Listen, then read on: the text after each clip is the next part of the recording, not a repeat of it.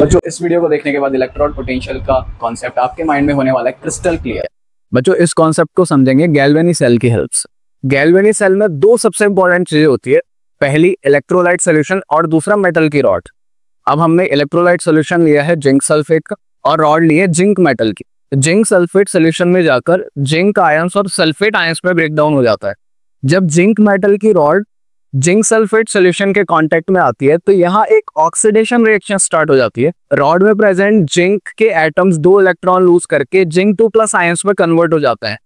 अब देखो इलेक्ट्रॉन तो रॉड पर ही रह जाते हैं, लेकिन जिंक मेटल जो जिंक 2+ में कन्वर्ट हुआ था वो रॉड से निकल के सोल्यूशन के अंदर चला जाता है। रॉड के जिंक आयंस से निकलकर सोल्यूशन में आने की वजह से सोल्यूशन में जिंक आयंस का नंबर सल्फेट के कंपेयर में बढ़ जाता है।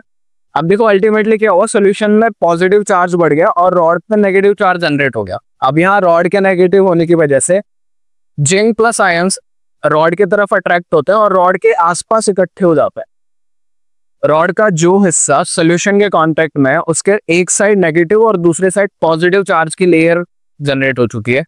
इस तरह से देखो यहाँ दिखाया गया, नेगेटिव साइड पे लो पोटेंशियल होता है, पॉजिटिव साइड पे हाई पोटेंशियल होता है। इस तरह से पोटेंशियल डिफरेंस जनरेट होता है और इस पोटेंशियल डिफरेंस को ही तो इलेक्ट्रोड पोटेंशियल बोलते हैं। समझ आया तो उसे भी शेयर कर दो।